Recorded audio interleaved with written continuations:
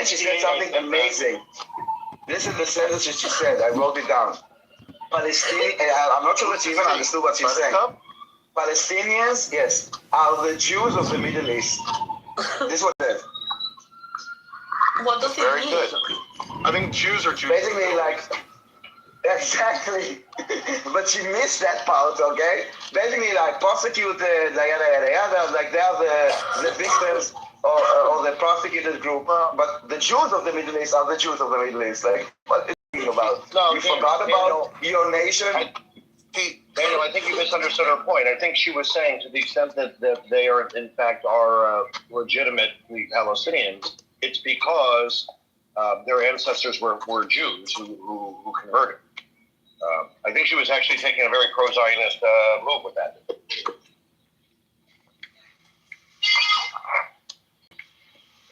I don't know what she was thinking. I don't think she thinks. It's talking points. It's like a meal. Havara agreement. Who coined the term Mizrahi? Who said anti-Semitism? Who coined the term anti-Semitism? And he was married to a... Like, it's the same talking points over and over and over and over. And it has nothing to do with what you say. I'm talking about something like about the Jews were kicked out from Arab countries. Yeah, I said like 1 million Jews were kicked out from Arab countries. Yeah, but who coined the term Mizrahi? It's Israel that coined it. I'm like, Mizrahi is a word that means from the east. Mizrach is east. Mizrahi is an eastern. Someone came from the east. It's in Hebrew. Israel invented it because Israel is the only one speaking Hebrew and it was about her own people. But it has nothing to do with the fact that 1 million Jews were ethnically cleansed during the so-called Nakba. We just didn't brand it as a Nakba and kept on being like miserable for decades. What point is he trying to make with Mizrahi? He doesn't have a point. It's talking points. He's not having a point. He's like, and then he's like, it's Israel. Okay, so what's your point? Basically, I don't even know. Basically, he's trying to ask something, get a stupid answer, and then kind of, I'm right, you're wrong, you're stupid. Basically, this is what he says. If I hear one more liberal white woman in America compare her struggle to fucking Iranians, I think I'm going to fucking go ballistic. I literally can't. These people, like, you let me know when there's body bags lined up in your fucking city, dipshit. Unfucking real. Could you ping me, please, if that happens? Would you mind? God damn. I mean, these people are, like, literally, you compared your struggle to Iranians? Are you shitting me? Damn, you'll be able to vote. You get that? When someone gets on your wrong side, you start to tear them a new one. I feel like saying, "Oh, you don't want to do that" to the guy doing it. It's like, "Oh, that's a bad idea." Maybe you want to think about that. These are women, Norm. These are women who are commenting. You know, people are sharing their heartfelt posts. Most of them are Iranian or have friends that are Iranian. They're sharing their heartfelt posts, and just, you can feel the emotions. And, you know, rightfully so, calling out the Western media, the UN, like, where are you? Where are you? This silence is loud and clear. And what do these women do in the comment section? We're fighting our own struggle. We're fighting for our own freedom. Are you fucking kidding me? like totally. These are people who claim to be intelligent. Divorced from reality completely.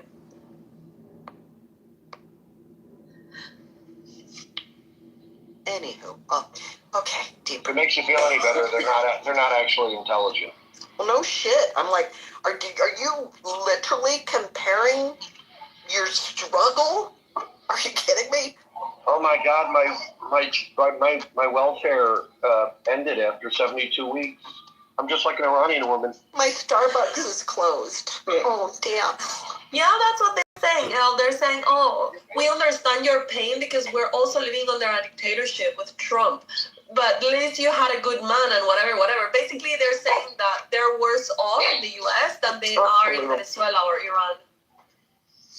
It's ridiculous. How come I don't see any of this stuff? I think that's anti-Semitic. The fact that you don't see it? Yes. Okay, so I'm living with a kid who is obsessed with the problems with ICE, and she is participating in marches. I didn't know it. She flew to New York, not recently, but she went to march in New York, probably Detroit. She's marched in Bentonville, and I'm not in. I'm sorry, that's a problem. I am just flabbergasted that we want to say that you shouldn't have picked up Maduro. Okay, but this is not my main point. Is this your doctor, Shirley? Yes, she is driving me crazy, Norm. Subscribe to the live now. What I can tell you is, if she was The revolution of Iran begins now. It just turns out that she was retarded in her 40s. So you can make love her the best way you can. Just accept it. You can't fix it. You can't change it. Okay, but moving past that, we've heard this complaint from me many times. Yes. To my point, I have always just thought, when I first met Norm and Daniel, I thought, my God, why are you people arguing with these retarded people? And then I decided that you're right, because all the boys. Well, I thought that in the Christian faith, we have apologetics, and the boys all loved apologetics and loved being able to argue. It turns out it was a right thing. It was right for them to be able to understand their position and be able to argue their position.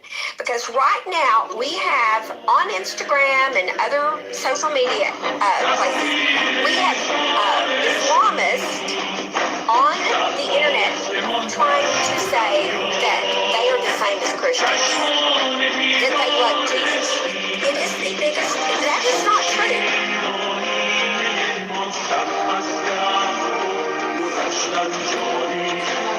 Can you hear me? It's called a deal.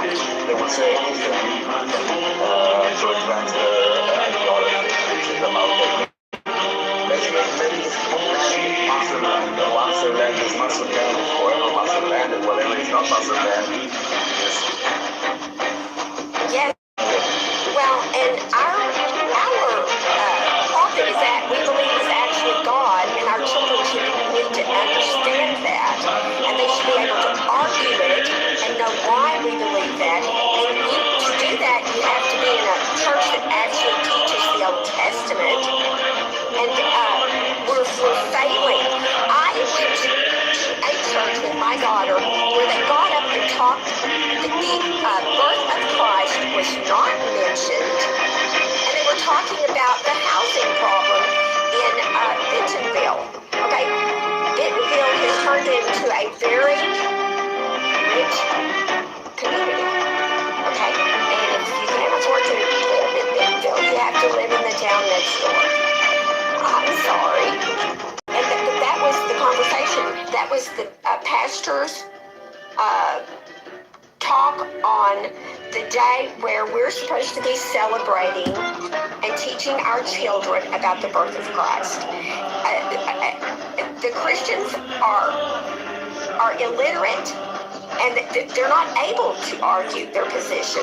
So good on you, Norm and Daniel. Keep it up. I'll make you a deal, Shirley. After we successfully contain the Islamic threat, we'll come fix Christianity to people. Well, you see, there's this thing about Judaism. You actually do learn Scripture, and you do learn to argue it. And you can argue with one another. These people are not even being taught the Scripture. It's a the funny thing is we really don't rely on Scripture in the same ways as Christians or Muslims do.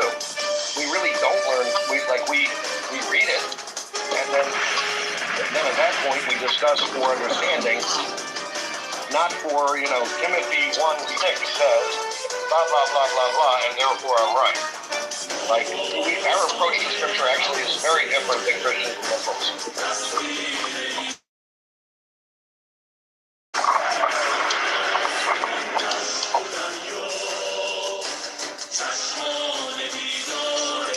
Jeff, I see your point, and you can't just say Timothy 1. You have to have a comprehensive knowledge of the word, and they're not getting a comprehensive knowledge. And we're better at that. That's true. You're better at that, and anyway, when I went to church with her Christmas because I thought maybe I could go be a Methodist and then support Christian values this way. Oh, hell no. I'm not sitting through what sounded like a city council meeting on Christmas Eve. No, I can't do it.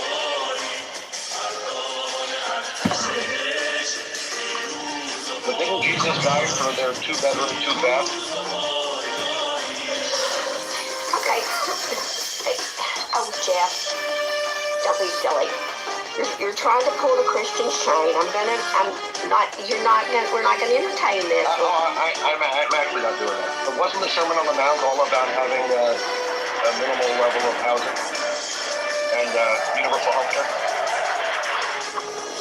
Well, the leftists, which my daughter sent me an article that just said that good Christians should take care of the immigrant. Well, it does say that. And if we want to do that, we would change the laws and make immigration a fair logical process, which no one in our government wants to do that. Why? Because the real kings of the United States are people like Walmart, and they like it just the way it is. They want to be able to exploit people and keep wages down among the peon white people. Okay, so and there are some peon white people. Just saying. I've never peed on a white person.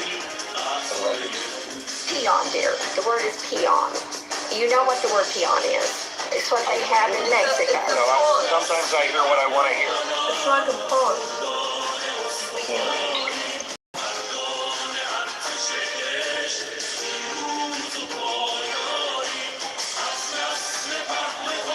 They really want it to be like in Mexico, where we work for $3 a day and we like it. And groceries cost just as much as in the United States. They want the people that are in power would like it to be that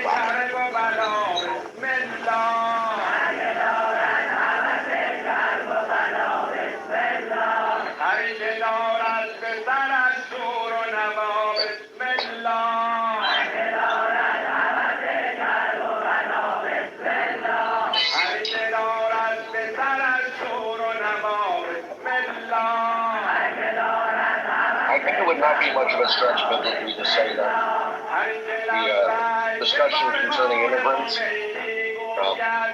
also invokes a responsibility not to allow immigrants in, that you cannot positively fulfill the commandment to care for the immigrant. Nowhere does it say that you should let unlimited immigrants in. It just says immigrants and immigrants you should take care of. There you go, Jeff. And I have participated in the care of immigrants. It was part of my working career. So I got a solid understanding of that. It doesn't say, let's let them in so we can prostitute them. And it says we should actually take care of them. It doesn't say, because that's what's going on. 20,000 children that flew in 2 weeks after Biden got in, they were being prostituted. Okay, poor Norm had to leave on that. I'm sorry.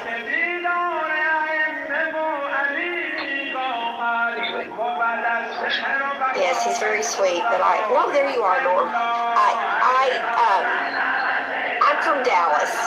We know all about prostitution in Dallas. We're one of the top prostitution cities in the country. Winning.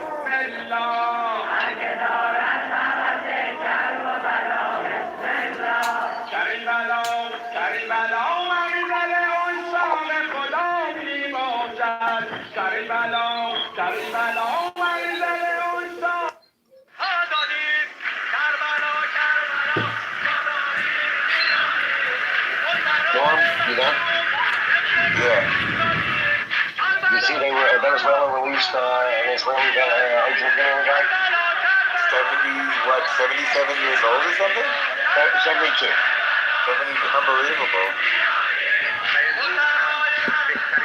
That sounds like a long interment. Okay, say that again, Jeff. I missed your point. You missed that. An old Israeli dude was arrested in Venezuela a little over a year ago, and they just released him today.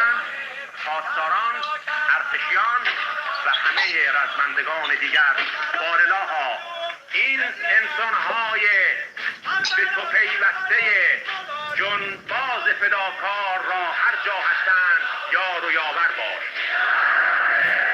خدایا این امت ما را که به این کمال نفس دیدن از مرگ رسیده است.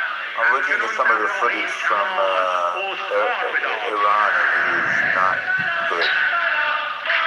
Well, I'm still done a fair job of avoiding the really gruesome shit, but I've seen some of it and I don't like it.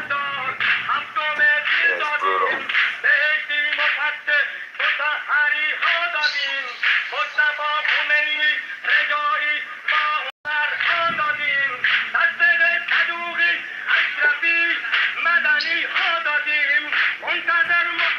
Looks like we're going to go after the Muslim Brotherhood, too. I see that. Thank you, Marco Rubio. Marco Rubio is amazing. He's very good. I have to ask you guys, who are deleting Buttercup's comments today? Earlier It today? was not me, but I found it very funny. No, you guys should stop doing that. Wasn't you? I don't know it. I wasn't there. I'm wondering because I saw some of the comments that were left, and I'm trying to understand because people were saying like, and I'm not sure that she reacted correctly.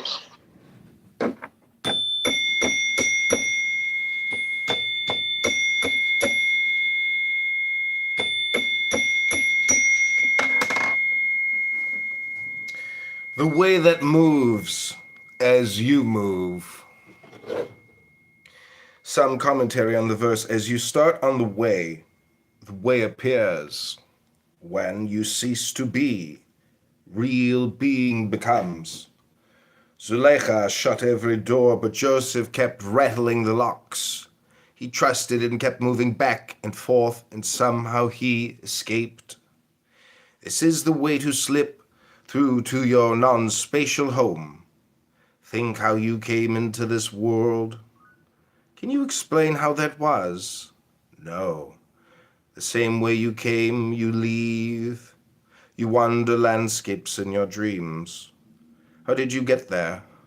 Close your eyes and surrender. Find yourself in the city of God.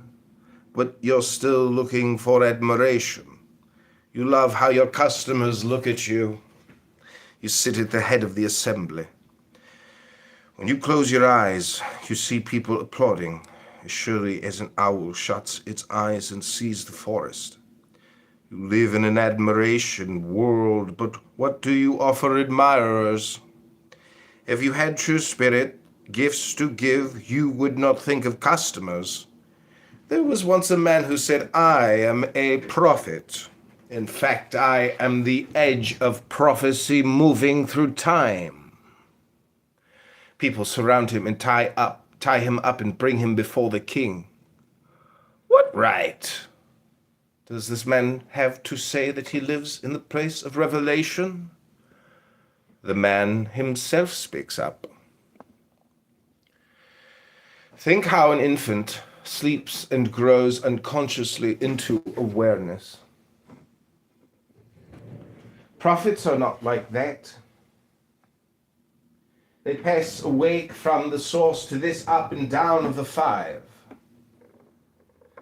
Senses, this left, right, back and forth, put him on the rack, they scream. But the king sees that the man is thin and fragile. He speaks gently. Kindness is his way. He disperses the crowd, sits the man down, and asks where he lives. My home is the peace of God, but I have come to this judging place where no one knows me. I feel like a fish upon sand. The king keeps trying to joke him out of his state, but why did you make these claims today? Was it something you ate? Don't care about world food. I am tasting God's honey. But what is that to these people? They're like mountain rocks. They scoff at me by echoing what I say. If I brought them news of money or love note from a sweetheart, they would welcome me. But not with this prophecy talk. It's like a blood-soaked bandage on a donkey's back. The one who removes it is being helpful. But he's going to get kicked. No one here wants to be healed. Show me someone who wants what I have. But let's suppose for a moment that my inspiration is not divine. Still, you would agree my speaking is not inferior to the workings of a bee? The Quran says God has inspired thee.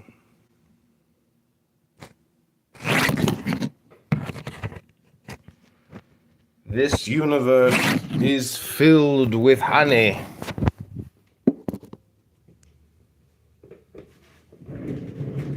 Human beings feed on it and evolve upward with the same, but more profound.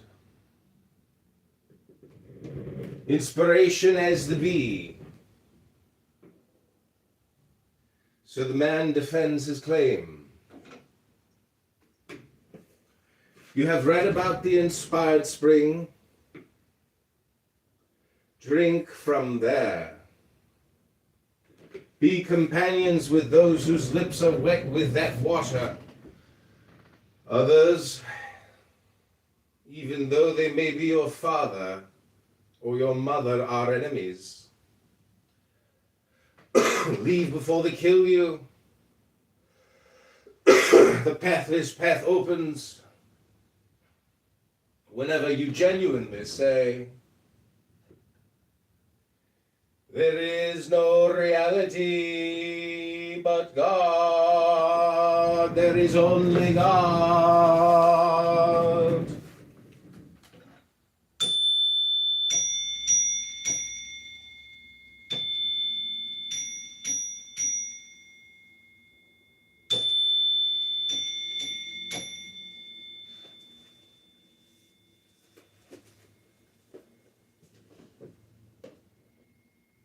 Because a lot of things were deleted, but they were talking about the 12,000 people that were killed in Iran, and then she said, it's unconfirmed, it's unverified, which is true, yes, she's right.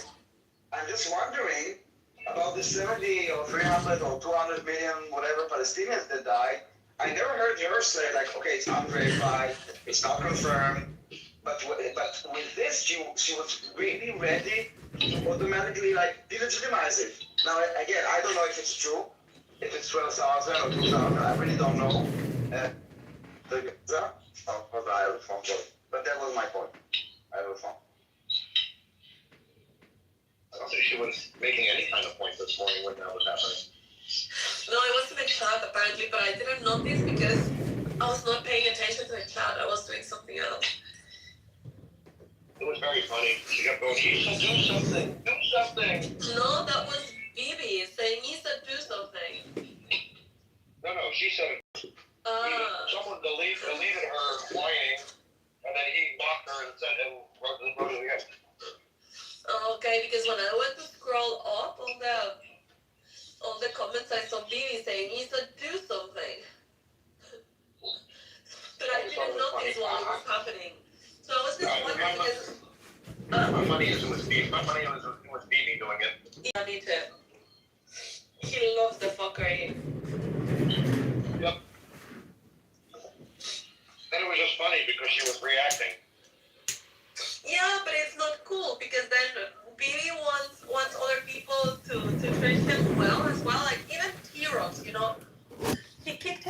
yesterday, apparently, out of the room. And Bibi was like, yeah, Isa, I was kicked out of the room and I was only in the audience. Well, I'm like, okay, well, I don't know what to tell you. This is him. You know, I cannot control him and I was not in the room. But then Bibi does this shit as well. So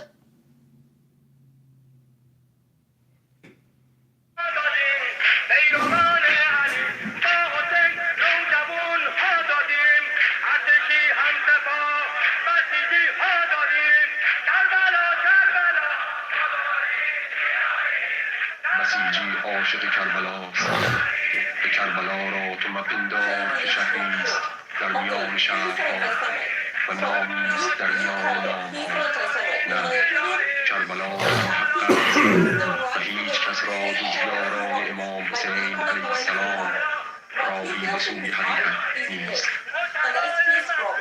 کربلا ما را نیز در خیل کربلاییان بپذیر. ما می‌آییم تا بر خاک تو بوسه زنیم و آن را روان بیاموزیم. actually trump someone's rights, I would be against that. But not just because of anti-Semitism, but because that is illegal. Yeah, but you're having a conversation. But hold on. But let me finish. It's not relevant to what we were talking about. My point is, okay, he's an anti-Semite. We define that. So what? Well, How do we move forward in the conversation? Link, receipt. And The you got link, it, because receipt. I don't spend my The time on link, the app recording receipt. something.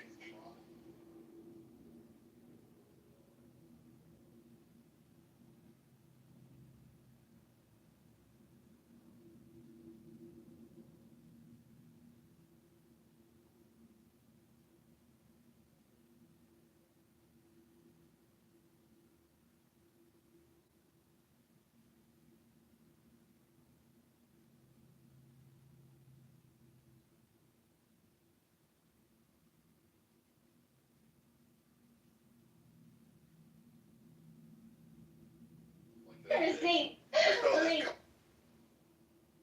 It's not No. meaningful. Jeff, you can criticize him all you want. Daniel, I don't help. You care. have magical powers over her. No, listen. You can criticize him all you want. We all know each other here. We've been here for years. We all know he's an anti-Semite. We know he hates the Jews. So why do we need to call it every time, for example, that he is involved in a conversation?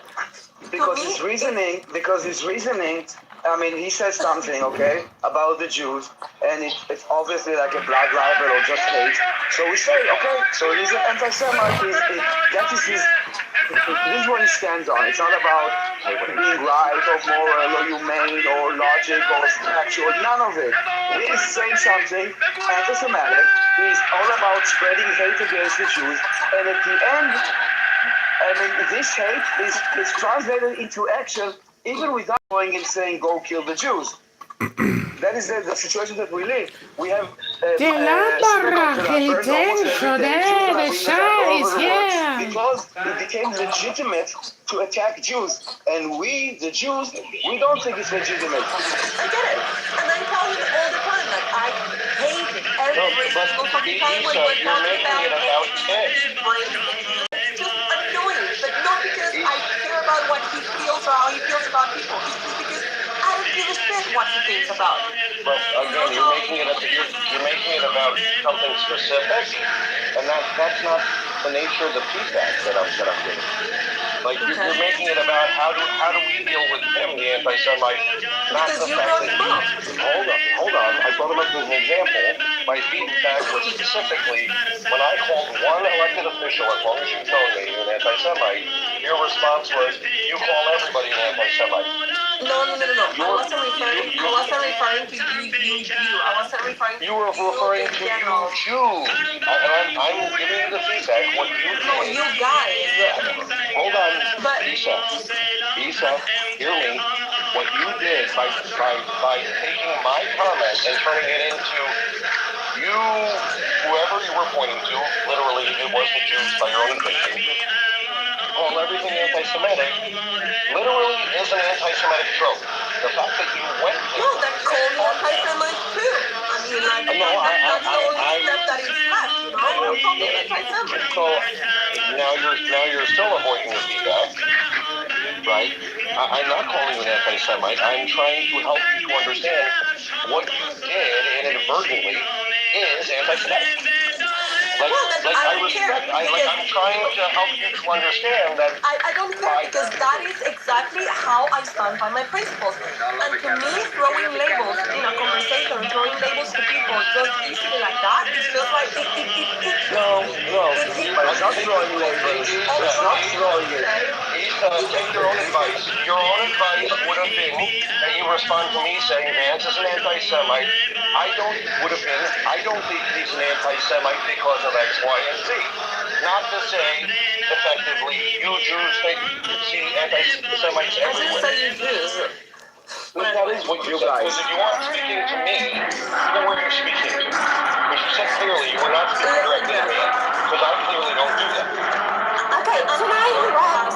Hold on, Shirley. I'm not going to have anyone controlling my speech just the same way that I don't control your speech. Who's controlling you? I'm talking to you as a friend, respectfully, and trying to help you understand. I was giving you my perspective. I wish we could control you. We cannot. Yeah, you're Latina. We can't control you. I am explaining why I don't like this type of argumentation in the same way. I'm explaining why I don't like Can I please finish my fucking point? In the same way that it causes me like itchiness as well, the whole racist label. I don't like it. I don't like it when we're talking. I don't care if you're racist or you're not racist. But when somebody throws a racist label, it's like shutting down the conversation. I don't like it. And I don't like it when my valid and very infrequently is right to label someone who wants to see my children dead anti-Semite is delegitimized based on the behavior of other people because that's what you don't like in your assets. It's a free stage, man up. And it's not throwing labels, it's labeling. Do you think It's labeling, it's not throwing labels. Dead? Yes. Yeah. I think he's aligned with people, my children. Yes. You think J.D. Vance wants your children dead? Yeah. No, J.D. Vance. How many times do I have to ask? How many times do you want to ask? Yes, absolutely. Someone who it's basically having no empathy for Jews, okay? That is about anti-Semitism. It's having no empathy. It's basically dehumanizing them and legitimizing their targeting. So I don't think that he wants, but if they were dead, I'm not sure that he will go protesting or like do too much. I don't know specifically about him. I'm talking about generally anti-Semites. I agree with you, honey. Like I have told you that to me, like I was even more allergic before to the word anti-Semite. But lately, after seeing everything that's been happening and how people are actually trying to hide behind certain terms and whatever, and that it's not about really having an ideological opposition, whatever, but it's just because it's Jews behind something, they are opposed to it. I can agree with you that all and you should also assume that we are more sensitive to recognizing it than maybe you. So if we call something anti-Semite, anti-Semitic, it's not necessarily obvious to you. And then what I would suggest is, instead of like shutting it down or throw it out the window, ask, for example, Jeff, like, why do you say it's anti-Semitic?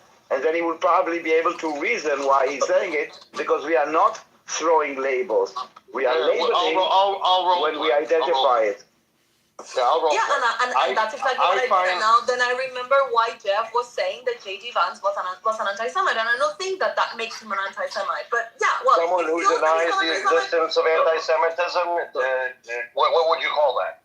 Like who fundamentally denies what's plainly obvious that there are anti-Semites. I would call him a politician. I would call him trying to get people not riled up, to get some fucking balance, because everybody's killing each other. So that's what I would call him. There might be some other reason. Who are the Jews killing? Who are the Jews killing with their claims of anti-Semitism that according to J.D. Vance people killing each other, it's not Jews killing others, but people are right, exactly. So we're carrying fighting each other. We're carrying the freight. The temperature is high. The whole back and forth thing is you can't hear me, I guess. The temperature is high, Jeff. Okay, I want to make a point. And sometimes, just one last thing, sometimes these things that of anti-Semitism or whatever, you think you're helping yourself, but what it's creating is more resistance. And Yeah, it's actually you know better. potentially it's making You know it better. harder for you guys. I mean, you happen to know, like Daniel and I are not running around throwing around the term. I know.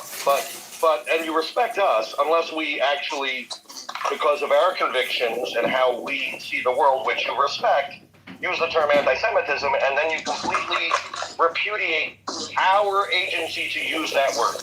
I didn't repudiate shit. You or your literally agency to say anything. You literally said, essentially, you use that term all the time.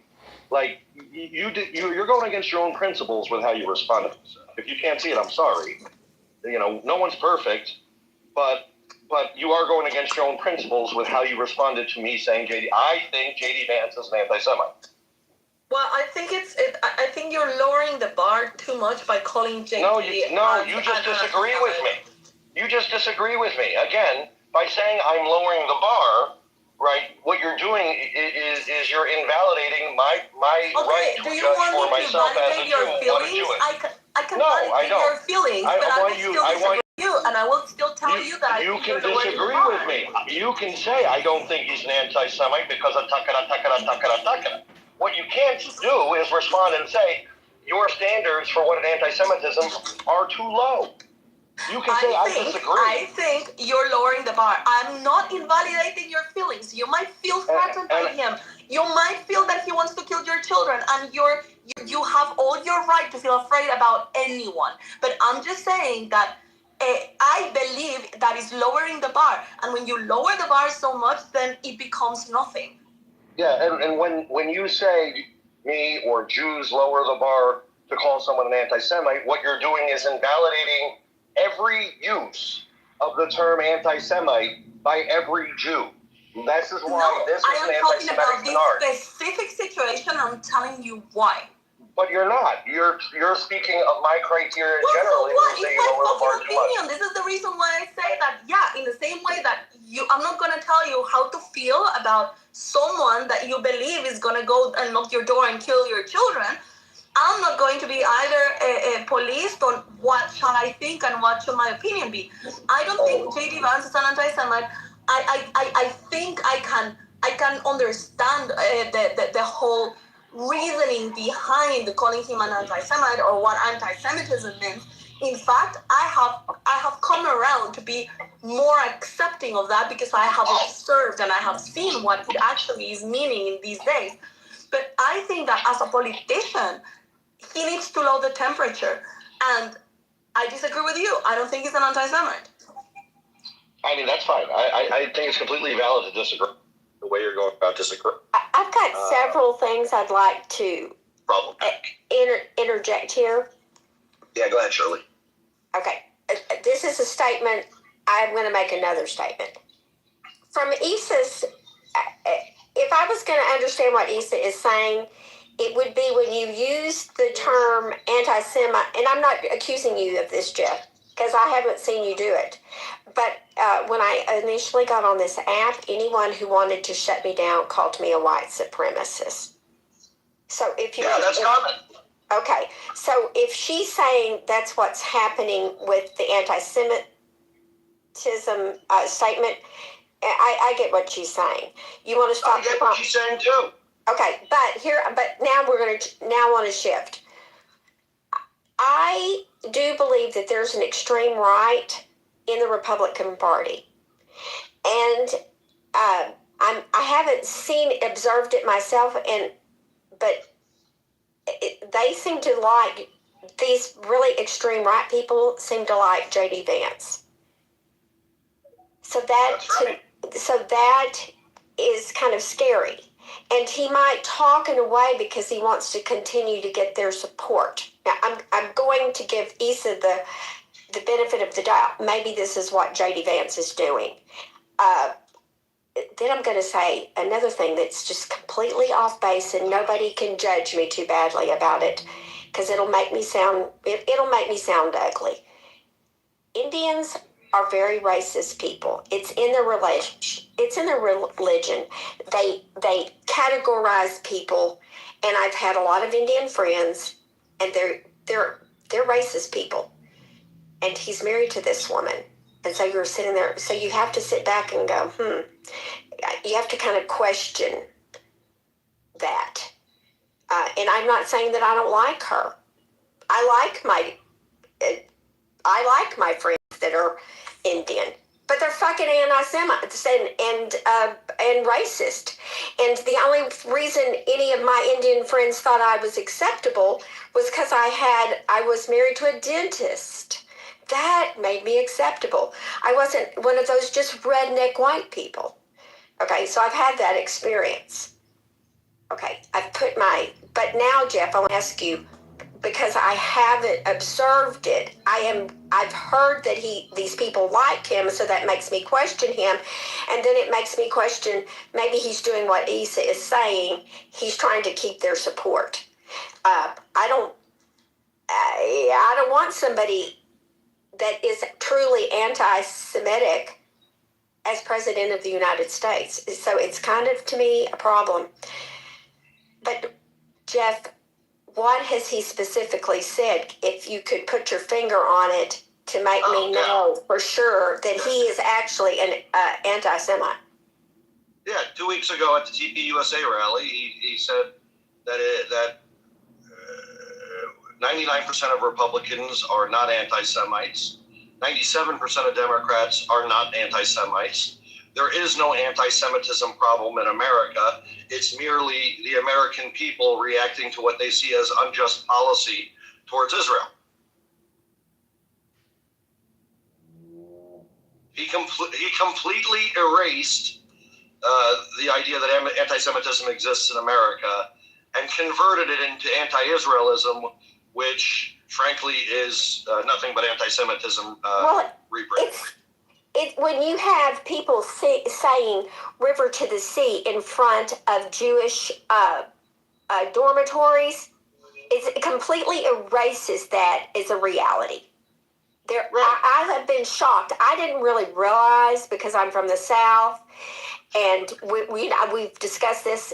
We are taught as children that anti-Semitism is incorrect.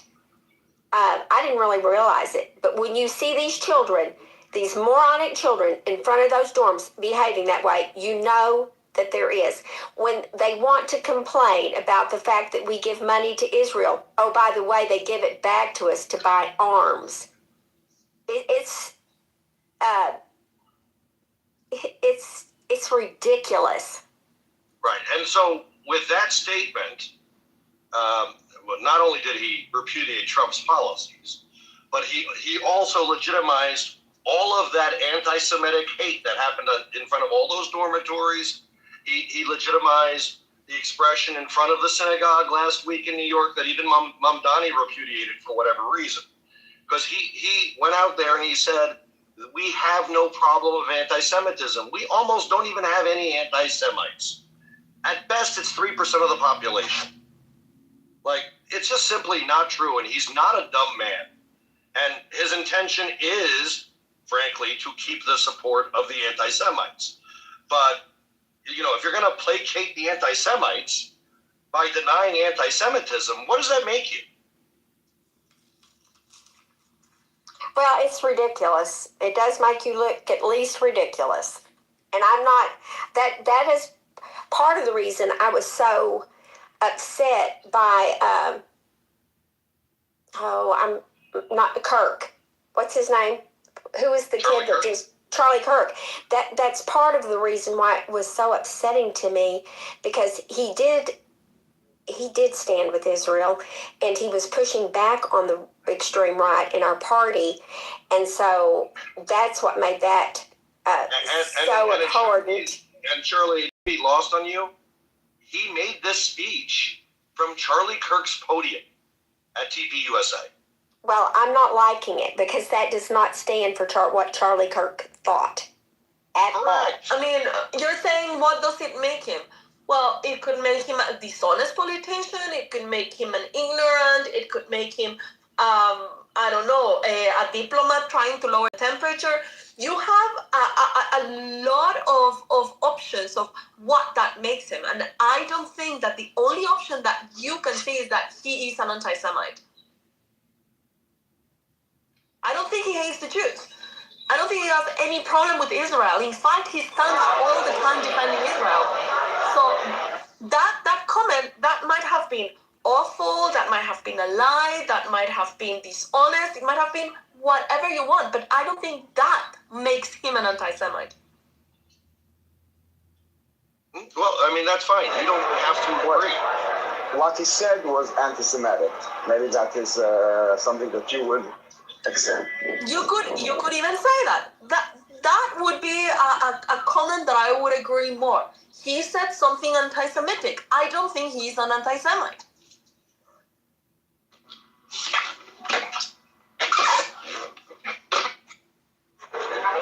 Guys, I wrapped to a sleigh, so I will catch you later. Where are you? I went to the theater, darling. I went to the theater. Theater. Enjoy, darling. That sounds so gay. Daniel, what play? Okay, so what do you see? Is it a gay play or a regular play? It's called the what? The Chabadniks. Chabad, you know Chabad, right? We spoke about it. In every shithole, like Guatemala, there's a Chabad center, so the show is called the Chabadniks. Are you going off the deep end, Daniel? I don't know what it means, but I'm willing to try. I will send you a copy of the brochure later, so you can see. All right, talk to you later, guys. Daniel, just remember to say Moshe now. It should be funny. All right, ciao.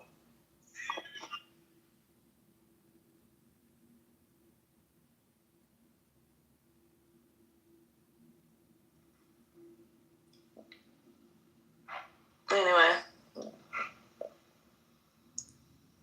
Okay, y'all.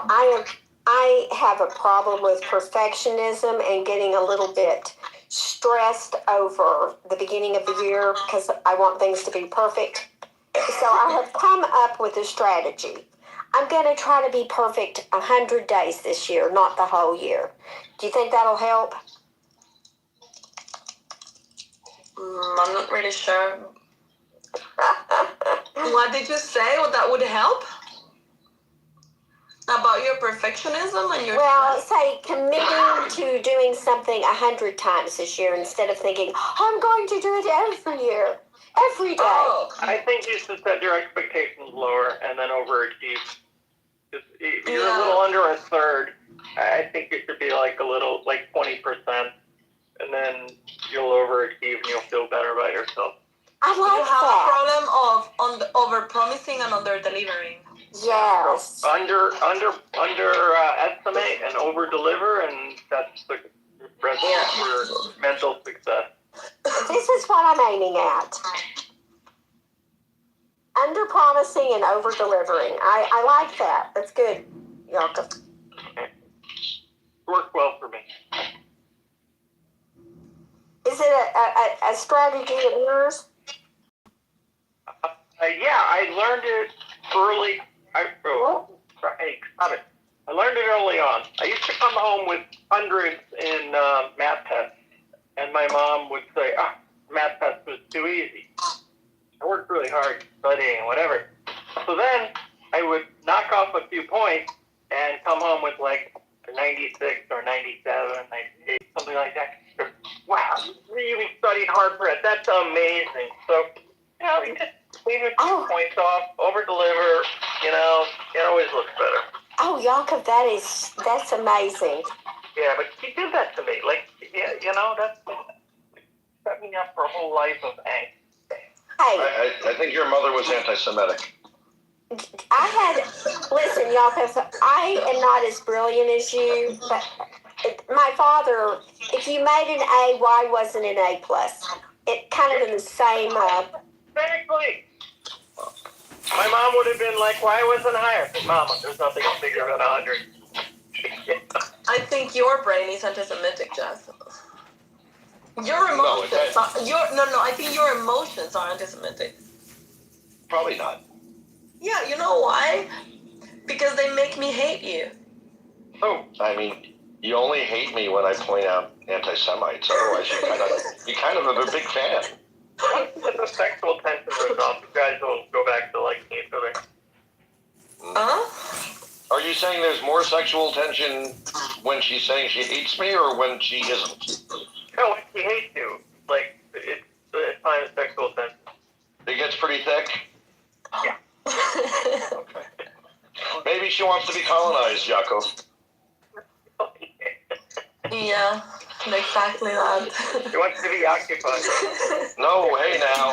I figured that, I'd have to do dinner or something first. The colonization process is very important before you occupy. Yeah, I want Jeff to call me anti-Semitic harder. Call me anti-Semite harder, Jeff. That won't work. I don't actually think you are. Yeah, because I'm not. Yeah. I mean, I might say things that people don't agree with, but that doesn't mean I hate Jews, you know?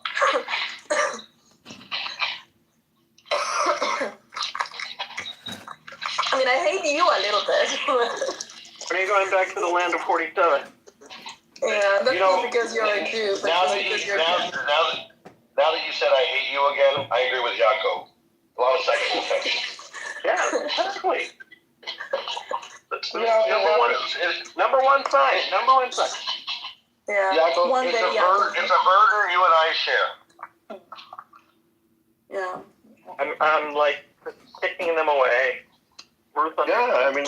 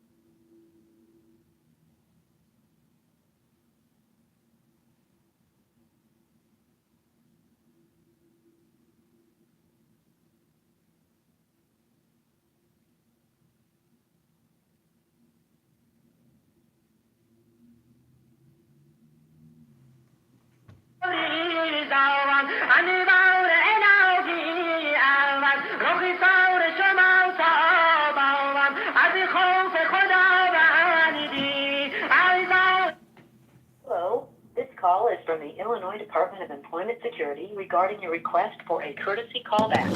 We respectfully request that you save this number, 800-244-5631, into your contacts so that you will recognize and answer our call next time we attempt to reach you. IDEF thanks you for your continued patience and understanding. We look forward to speaking with you.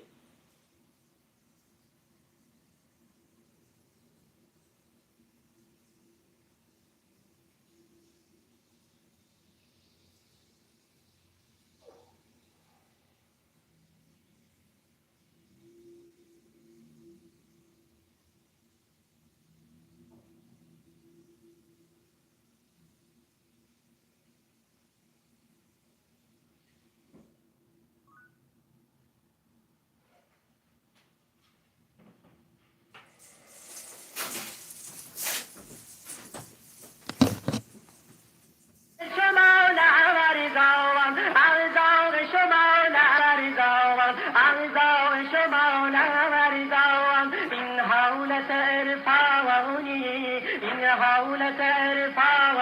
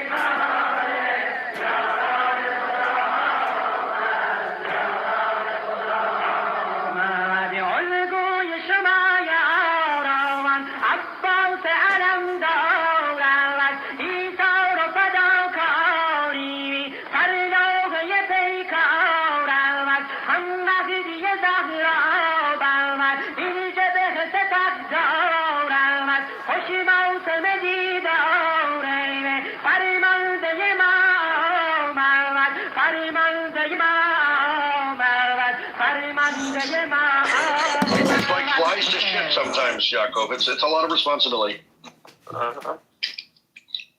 Who are you calling? Shit. Who is the fly and who is the shit? You're the fly out on the shit. Yeah, exactly. Okay. We're the shit, you're the flies. That's anti-Semitic as well. Oh. I mean, maybe. It's like moth and flame. Who do you think is a moth and who do you think is a flame? Yeah. Anyway. Isa, take some medicine. You sound terrible all of a sudden. I know, yeah. I already took a tablet right now. I think that my fever is back, but I'm not going to feel like shit anymore. Like, my mindset is good. Like, I am strong, I am healthy, I'm recovered. I am woman. I am woman. I was just Googling this. I was just Googling this thing that Daniel is going to watch, and I think it has like a vibe like the Book of Mormon.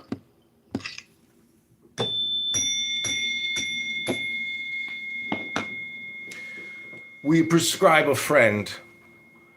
We are wisdom and healing, roasted meat and the star canopus. We are ground and spilled wine soaking in. When illness comes, we cure it. For sadness, we prescribe a friend. For death, a friend. Run to meet us on the road. We stay modest and we bless. We look like this. But this is a tree. And we are morning wind in the leaves that makes the branches move. Silence turning now into this. Now that. It says a popular musical comedy in Israel titled The Chabadnikim, also known as The Hasidic Couple, premiered in 2022. The show is about two 23-year-old twin brothers from Kfar Chabad who must find brides. When one brother cannot find a match, they both venture into the secular world of Tel Aviv, leading to a comedic clash of cultures. Sounds very similar to the Book of Mormon. Oh yeah, it says here. It says, musical comedy often compared to a Jewish Book of Mormon. Due to its light-hearted satire of religious life. What? Is this a play or a movie? No, a play, a musical. A gay musical or is this the musical? Musical. It says tackle serious social issues including homosexuality within Hasidic communities, immigrant workers, and the shidduch, the matchmaking system. All with a humorous and light touch. Oh, they should bring this thing also to the West.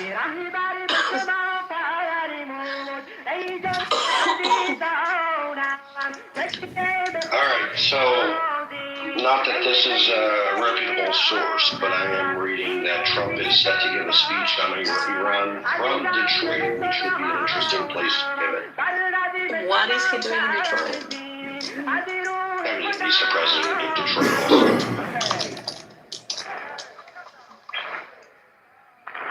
I think Very you go to, interesting. what's that town like right next door that's like fully Arabic? You have to go there. Do it. Dearborn. Dearborn. There we go. Dearborn. Yeah.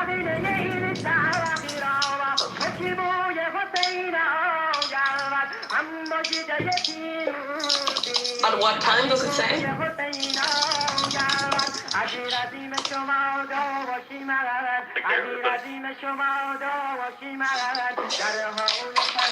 What is MIGA? M-I-G-A. Make Iran gay again. Okay. I'm further gays in Iran as Ahmadinejad wants.